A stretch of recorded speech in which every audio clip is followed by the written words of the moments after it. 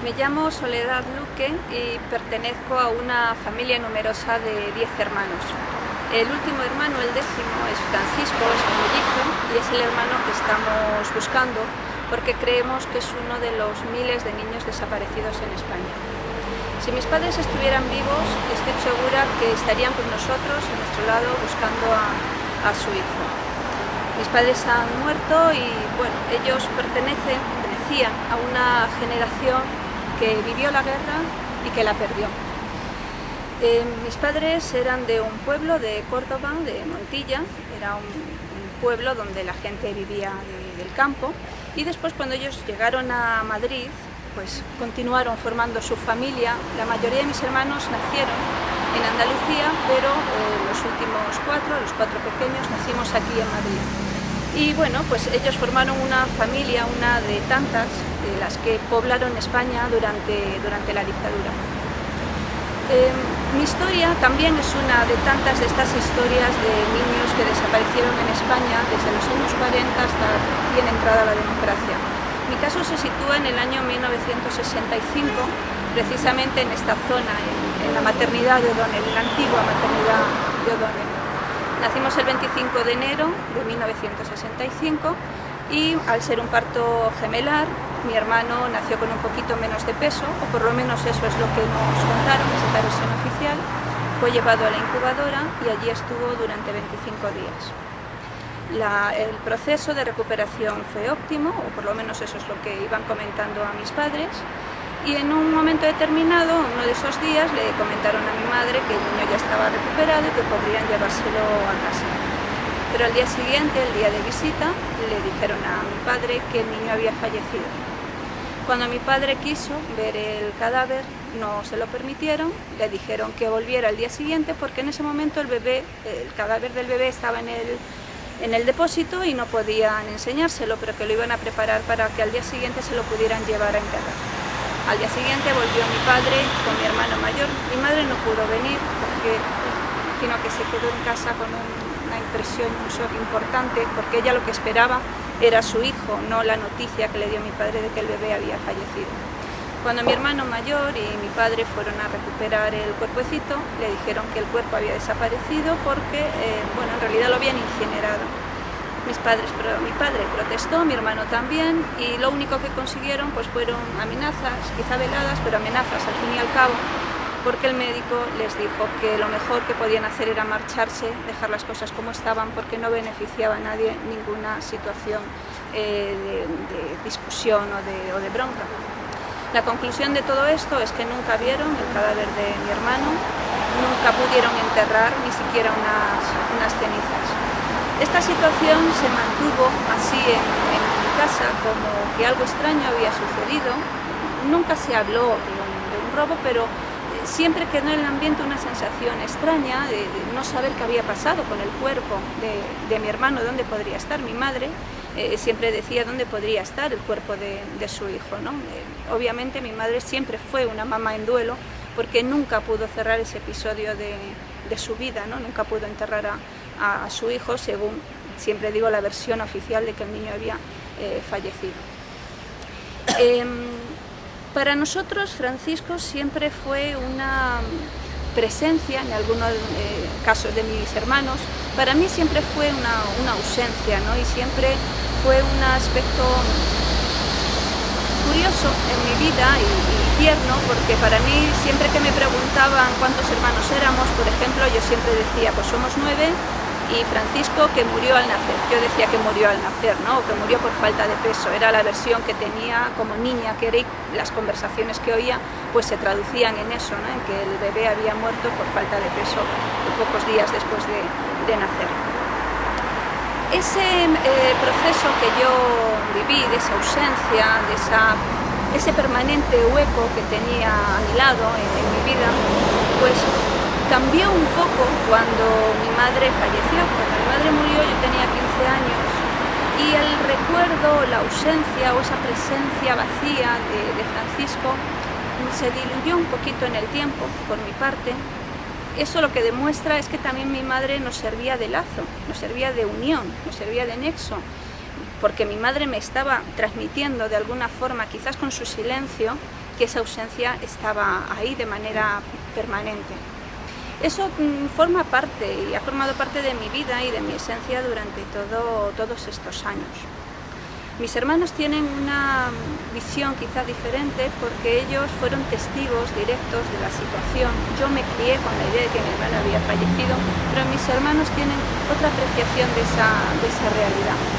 Y eso fue lo que afortunadamente nos hizo despertar de ese letargo y empezar a buscar a Francisco, porque cuando empezara a moverse. En realidad fue mi hermana la que nos dio la voz de alarma.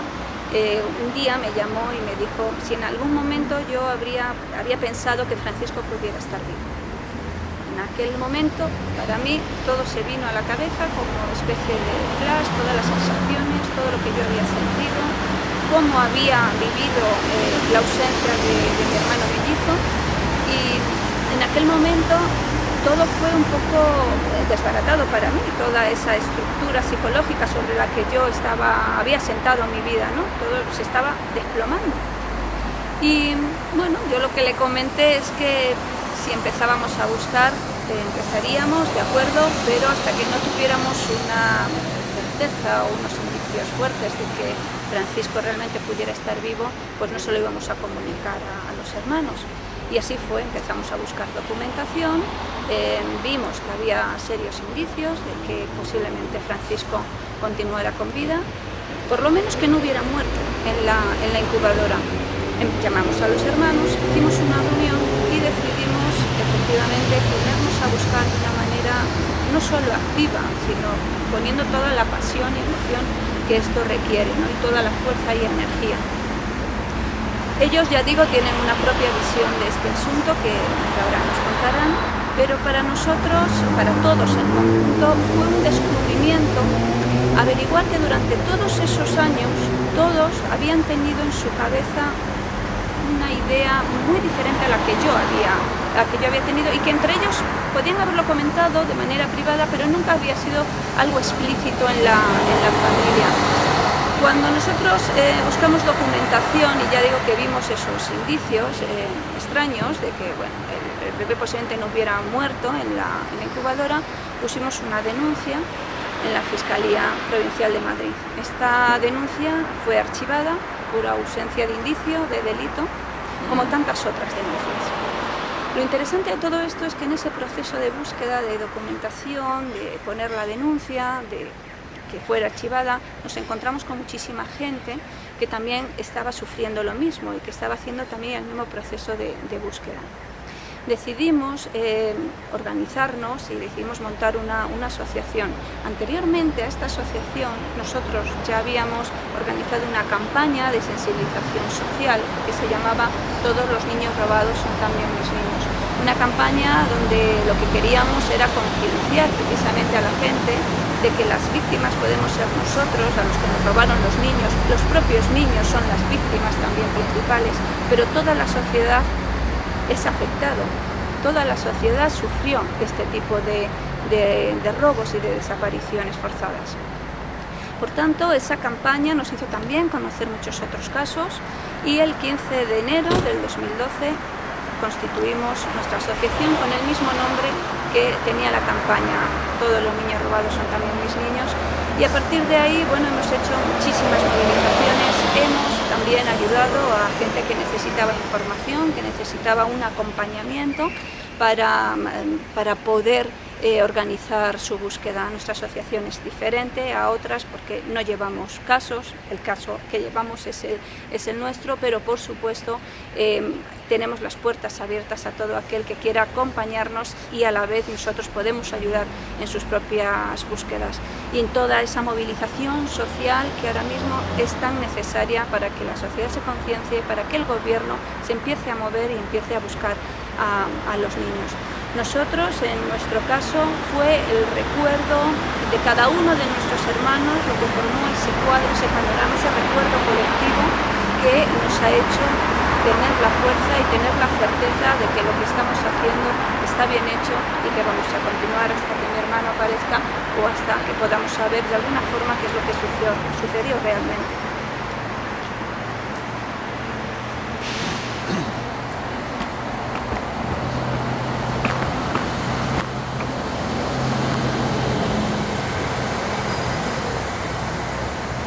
llamo Carmen Luque Delgado.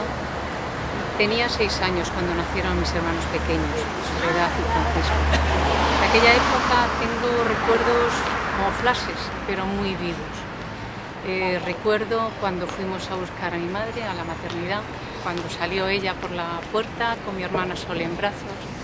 Recuerdo los días de espera en casa, esperando a que saliera Francisco, lo que hablábamos con los vecinos, pues, que había nacido con poco peso, con problemas de oído, que estaba en la incubadora. Recuerdo cuando volvían mis padres de ver a mi hermano y nos contaban cómo iba la cosa, que iba mejorando. Recuerdo sobre todo cuando volvía mi padre por las tardes, porque iba a verle al hospital después de trabajar, y se sentaba con mi madre y comentaba, ¿no?, cómo iba todo, que iba mejorando, que en unos días le teníamos en casa. Y recuerdo aquella tarde terrible cuando mi padre llegó a casa desencajado, y recuerdo muy nítidamente a mi madre desconcertada, desconsolada, diciendo, pero ¿cómo es posible si ya estaba bien? ¿Cómo que no te han dejado ver el cuerpo? Pero ¿cómo es posible? Y recuerdo también al día siguiente, cuando volvieron del hospital, mi padre y mi hermano mayor, José, con las manos vacías y diciendo que el niño no está, que no podían verlo porque no está. Y mi madre de nuevo gritando y diciendo que cómo era posible, cómo tenían que saber dónde lo habían llevado, dónde lo habían enterrado, qué era lo que estaba pasando. Y los días siguientes como un mantra, ¿no? Mi madre planteando y diciendo, tenemos que averiguar dónde está enterrado, qué es lo que está pasando, esto no puede ser. Yo he tenido a lo largo de mi vida muy presente a mi hermano Francisco. Creo que en lo más íntimo, en esa parcelita que tenemos todos, que no es racional, que es solo recuerdos, sensaciones, siempre he pensado que mi hermano podía estar vivo. No porque lo hubieran robado, que eso jamás se me pasó por la cabeza, sino porque pudiera haber habido alguna confusión, que se hubiera muerto otro niño de otra familia y que lo hubieran cambiado por el nuestro. Entonces, pues, tal vez sin estar obsesionada, pero lo he tenido de una manera tan presente que a veces cuando en la calle o en algún sitio veía a algún chico o algún hombre con una edad que pudiera ser de mi hermano, siempre, y además no sé por qué, siempre en mi cabeza su cara era la de mi hermano Salva. Siempre pensaba, este puede ser Francisco. Y después con los años, a veces con los chicos más jóvenes, cuando veía alguno que se parecía a alguno de mis sobrinos, decía, bueno, tiene la edad, pues podría ser el hijo de mi hermano. Y bueno, y esa ha sido la constante, ¿no?, en mi vida, hasta el año 2010, que empecé a ver artículos en la prensa donde hablaban de niños robados. Entonces, fueron noticias que me impactaron, que me inquietaron, pero que no relacioné en un principio con mi hermano. Hasta que en octubre o noviembre de 2010 vi una noticia, un artículo en El País que puso patas arriba a mi vida, ¿no? Porque lo que leí fue un caso que podía ser intercambiable con el nuestro, era muy parecido. A la familia le dijeron que el niño había muerto de repente, que no le dieron el cuerpo, el hospital se hacía cargo de todo, a pesar de que tenían seguro de entierro, como teníamos también nosotros en nuestra familia. Pero sobre todo lo que más me sobresaltó fueron las declaraciones de la madre, que la madre también pensó durante toda su vida que su hijo podía estar vivo. Y cuando iba a los parques infantiles por la calle, miraba a los niños, los muchachos que pudieran tener la edad de su hijo, para ver si le encontraba algún parecido con alguno de sus otros hijos. Y bueno, en aquel momento todos esos recuerdos, aquellas sensaciones deslavazadas a lo largo de mi vida, encajaron. Y fue en ese momento cuando pensé no solo que podía estar vivo, sino que nos lo podían haber robado.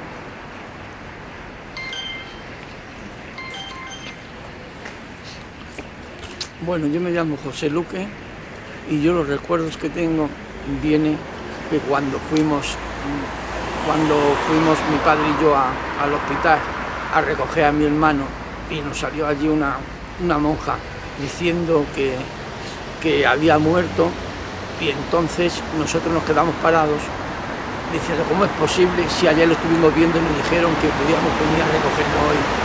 Y entonces le reclamamos el cuerpo de nuestro hermano y nos dijeron que no nos lo podían dar porque estaba abajo en el depósito, que fuésemos al otro día a recogerlo. Bien, cuando llegamos a casa, bueno, fue pues un desastre. Cuando no sabíamos cómo explicárselo a nuestra madre, ella pues enseguida nos dijo, pero ¿cómo es posible si no han dicho que estaba muy bien? Bueno, fue desastroso, esa noche fue terrible. Al otro día por la mañana prontito nos fuimos para el hospital y nos salió un médico, en ese día nos salió un médico diciéndonos que no nos podíamos llevar el cuerpecito del niño porque lo había incinerado.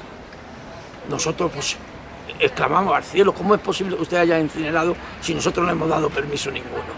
Y entonces mi padre pues empezó a gritar y ya el médico pues nos dijo, mire ustedes, tengan este papel, se van en el juzgado porque como sigan gritando encima va a ser peor. O sea, entonces eso lo tomamos como una amenaza. ¿Qué tuvimos que hacer? Acachar las orejas y marcharnos, porque en aquella época ¿quién iba a congestionar a un médico o a cualquiera de allí? Y entonces ¿qué hicimos? Nos fuimos, arreglamos lo del juzgado, pero siempre pensando que ahí había pasado algo raro, pero no sabíamos lo que era. Entonces ha sido todos estos años esperando, recordando. Había veces que mi madre decía, yo no he podido enterrar a mi hijo, no sé ni siquiera dónde puede estar. Bueno, y así hemos ido pasando hasta que ya de pronto, en el 2010, creo que fue en el 2010 o 2009, a finales de 2009, principio de 2010, empezó a oírse en las televisiones jaleos. Yo en el momento que lo vi en la televisión dije para mí, pues no puede ser que nuestro hermano haya sido también robado. Y yo tuve así unos días hasta que un día me llamó mi hermana y me dijo, Pepe, tengo que decir una cosa, ¿estás viendo lo que han dicho en la televisión? Y yo inmediatamente le dije, ¿no será que también a Francisco no lo han robado?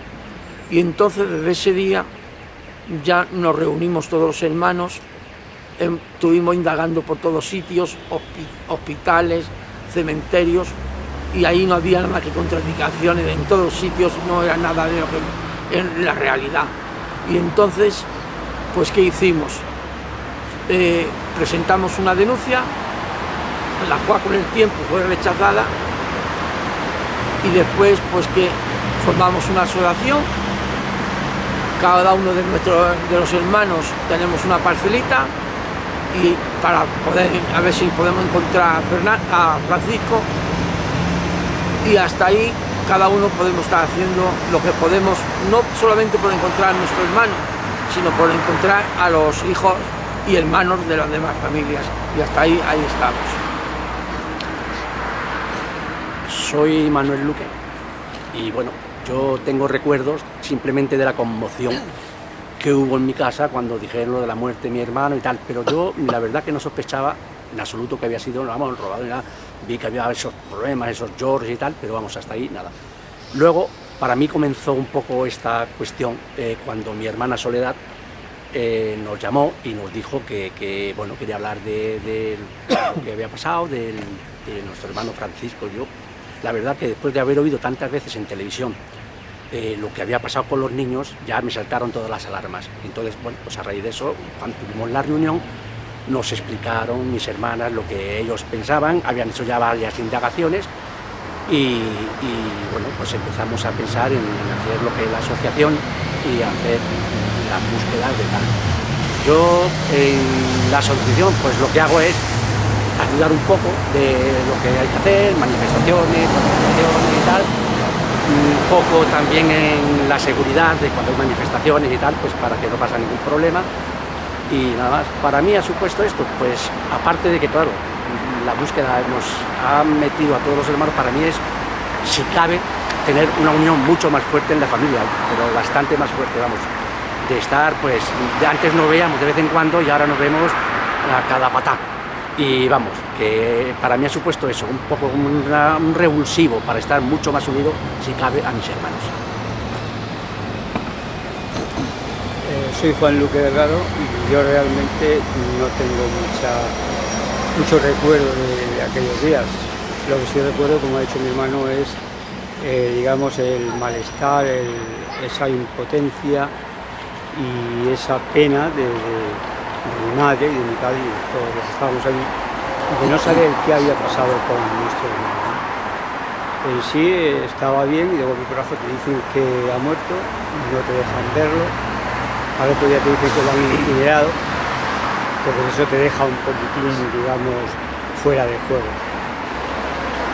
Pero realmente pensar de que te lo habían robado, eso no, jamás podías pensarlo, ¿no? Yo, pues como mis hermanos, pues a partir del 2010 es cuando ya empiezas a pensar, cuando ves que salen otros casos muy similares, indagas un poco y ves que vas a la maternidad y te dicen que no hay notificación de que esta señora, mi madre en su caso, había tenido gemelos, ni había estado ahí, ni había tenido partos cuando éramos ya 7 hermanos más o 8 hermanos más.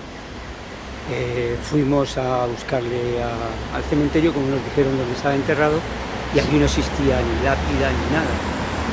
Nos dijeron que si estuviera allí tendría que estar bautizado. Yo me encargué precisamente de ir al obispado a pedir los certificados. Me dijeron que no existía mi hermano. Estuve en Alcalá de Henares, también me dijeron de que mi madre no había dado a luz nunca, o sea, ellos mismos se contradecían cuando ya éramos una familia numerosa. Y cuando pedimos los papeles al obispado de bautizo, de si había nacido, de qué forma había sido enterrado, lo único que existía era negativas por todas partes, como si él no hubiese estado nunca en la tierra, o sea, no había un rastro de... Entonces al final lo único que se consiguió fue unos papeles de que sí, que había sido un parto gemelar, pero hasta ahí no hay ninguna otra documentación y no sabemos nada más hasta ahora mismo. Lo único que hacemos los hermanos es pues, intentar buscar y tener esperanza pues, si algún día aparece. Yo soy Salva Luque y bueno, mis recuerdos sobre este caso, yo tenía 8 años cuando recuerdo la noticia cuando llegó mi padre a casa y se la comunicó a mi madre, el disgusto tan terrible que hubo. Y bueno, pues a partir de ahí pues te queda una cosa, con 8 añitos pues te queda una pequeña huella, ¿no? Una pequeña, no sabes asimilarlo, pero bueno, te queda ese dolorcito, ¿no? Entonces, bueno, pues va pasando el tiempo, con el tiempo a mí hay una cosa curiosa que lo hemos comentado que me iba ocurriendo, ¿no? Pues que me confundían por la calle, siendo joven, bueno, pues con 18 años, con 20 años, siempre me han confundido por la calle, nunca le habíamos dado importancia, ¿no? A este tema. Bueno, no lo asimilábamos. Francisco, que ha supuesto, pues en nuestro pensamiento, pues siempre ha estado, ¿no? Siempre le hemos recordado como... Yo siempre, particularmente, siempre he pensado que Francisco estaba ahí. Eso es algo que siempre les he dicho a mis hermanos, pues quizá porque dentro de ti tienes esa cosa, ¿no? Quizás dicen de la llamada de la sangre, pues quizás sea algo así, ¿no? Yo siempre le he recordado, sin conocerle, siempre le he sentido y siempre le he tenido presente. Como todos, lo que ocurre, que quizás, no sé, el sentirlo dentro, o sea, el vivir ese momento de ver a tu padre, cómo se lo comunica a tu madre, cómo ves que no hay ese cuerpo, que no aparece por ningún sitio. Entonces todo eso es una huella que te queda. Luego, según han ido pasando los años, bueno, pues esto, aunque le tienes en el recuerdo, pues no le das mayor importancia. Pues no le das mayor importancia hasta que de repente un día te suena el teléfono y tu hermana te dice, oye, mira, que digo que has visto la televisión, estás viendo estos programas y tal, y entonces tú te viene, como yo le contesté, ya era hora, vamos a mirar, ¿no? Porque siempre dentro de ti tenías ese pensamiento. A partir de ahí, pues se siguen sucediendo pues esas equivocaciones de la gente, el confundirte. Lo hablamos, oye, que me está pasando esto, verificamos, bueno, pues te va quedando otra cosita. Entonces, bueno, pues a partir de la llamada ya, pues nos pusimos en movimiento porque estábamos seguros ya de que algo raro había pasado. nunca pensando que fuera un niño robado, por supuesto, hasta que empezamos a ver pues, las noticias, los casos que estaban ocurriendo y demás, ¿no?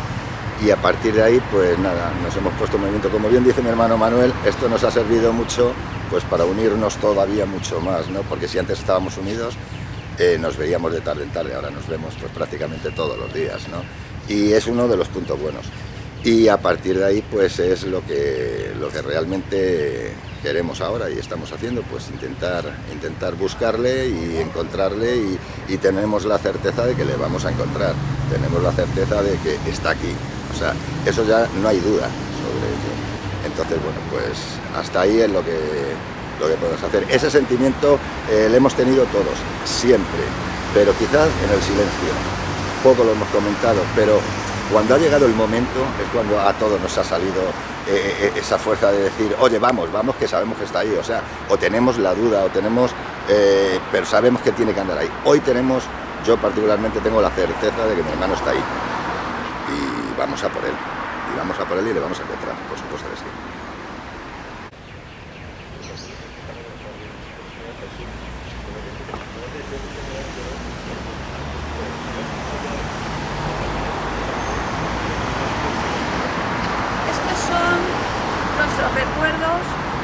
Sus recuerdos, las vivencias, las emociones que nos han dado la fuerza para buscar a Francisco. La otra parte es la parte de las evidencias, que es la parte documental, que efectivamente nos ha costado muchísimo conseguir, ya que, como decía uno de mis hermanos, Juan, tanto el hospital como el cementerio no nos han dado documentación necesaria para poder tener todos los datos suficientes y disponibles. En el hospital no había prácticamente documentación, de hecho no había, ya que la maternidad había sido derruida. En el cementerio lo único que nos daban era la ubicación de unos supuestos restos que 10 años después pasaron al osario común. Y lo único que hemos encontrado es documentación de asientos administrativos sobre la estancia de mi madre en el hospital y la evidencia de un parto gemelar y la muerte de mi hermano, la supuesta muerte. Pero no tenemos ninguna historia clínica y no tenemos, como bien decía mi hermano, ni una partida de bautismo que se necesitaría para poder haber sido enterrado en el cementerio, un cementerio católico, el de Nuestra Señora de la Almudena, el cementerio del Este. Toda esta búsqueda y toda esta situación tiene unas consecuencias emocionales, unas consecuencias económicas, porque todo sale de nuestros fondos, el gobierno no ayuda en absoluto a la búsqueda de nuestros niños, y también tiene unas consecuencias familiares, pero bueno, las asumimos y siempre tenemos en mente lo que decía nuestra madre, ¿no? Uno debe hacer lo que tiene que hacer. Y para nosotros esto es importante también por nuestros padres, por importante no solo por nosotros, todos esos padres que murieron engañados, pensando que sus hijos habían muerto, y también por el propio Francisco, porque pensamos que toda persona tiene derecho a conocer su verdadera identidad. Una persona que vive bajo una identidad falsa está viviendo en una mentira. Por tanto, nosotros tenemos ese derecho, esa obligación también de buscar el reencuentro. En caso de que lo encontremos, solamente será decisión suya, única y exclusivamente suya, porque es su vida y es su privacidad y la decisión tiene que salir de él. Pero lo que sí es verdad es que este niño nuestro, Francisco, como todos los niños que también consideramos nuestros y de toda la sociedad, todos los niños que desaparecieron, tienen derecho a saber la verdad, a saber su origen y a vivir consecuentemente con esa verdad.